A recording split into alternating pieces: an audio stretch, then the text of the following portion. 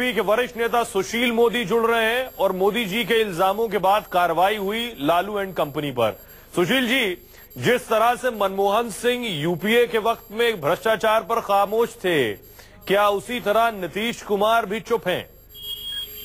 नहीं, मुझे नहीं लगता कि वो चुप रह पाएंगे, क्योंकि कल तो उनकी कार्यकारिणी ने अल्टीमेटम दे दिया है, यद्यपि कोई समय सीमा निर्धारित नहीं की है।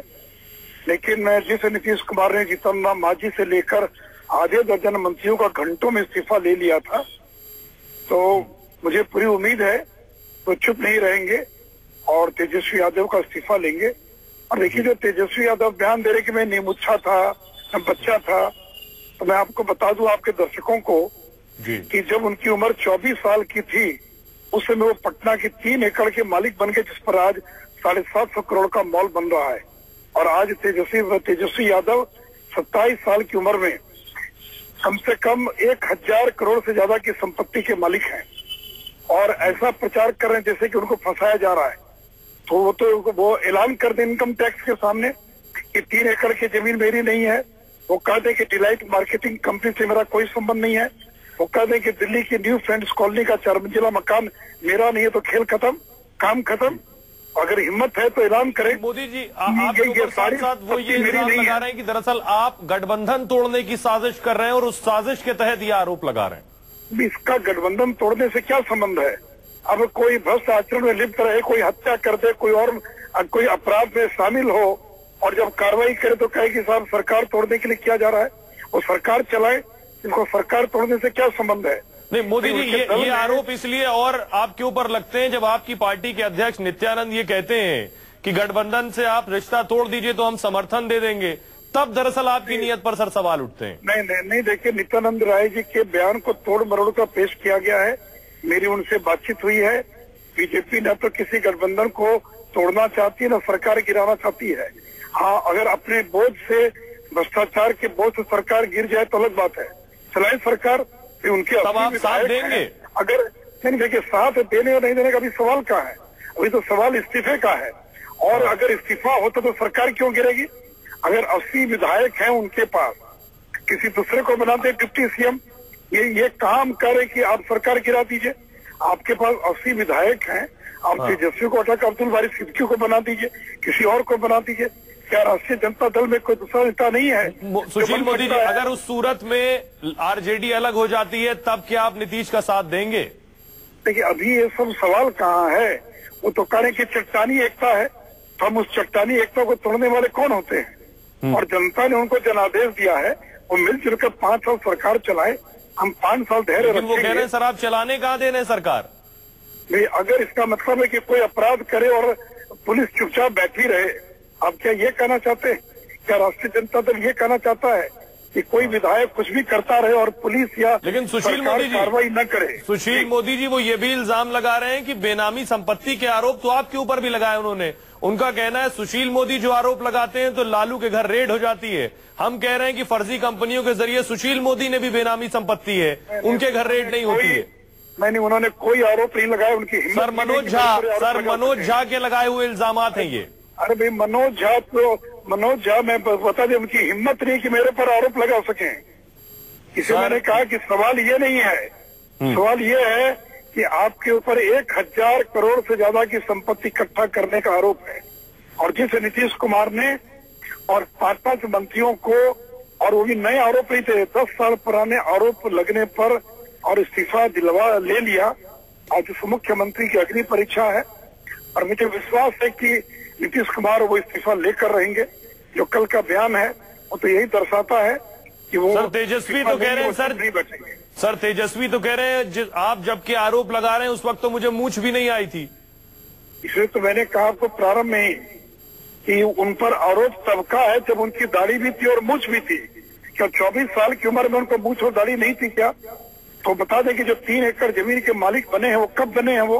वो बता दें कि दिल्ली का जो 4 मंजिला मकान है T1088 न्यू फ्रेंड्स कॉलोनी, उसका उनका मकान है कि नहीं है? उस मकान के मालिक को 13 साल की उम्र में बने कि 24 साल की उम्र में बने? देखिए, ये सब सुशील मोदी जी, लेकिन आप पर ये सवाल खड़े होते हैं कि आप लालू पर तो हार्ड हैं लेकिन नीतीश पर इतने सॉफ्ट क्यों हैं? अभी अगर नीतीश पर कोई आरोप होगा तो हम उसको भी उठाएंगे। अभी तक तो कोई नहीं मिला। अगर आप कोई आरोप दे दीजिए सर अगर आपने लालू एंड कंपनी पर भ्रष्टाचार के आरोप लगाए हैं और नीतीश उस पर खामोश हैं, तो आपको उसी तरह से हमला और आक्रामक आप नीतीश के खिलाफ भी आपको होना चाहिए। देखिए, हम तो लगातार आक्रामक हैं और हम ही लोगों की आक्रामकता का परिणाम है कि कल जनता दल यू की कार्यकारिणी को अल्टीमेटम देना पड़ा है।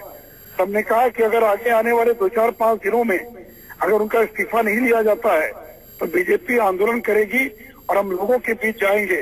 इसलिए हम किसी के प्रति नरम नहीं है, लगातार हम आक्रामक की सरकार के प्रति रहे हैं।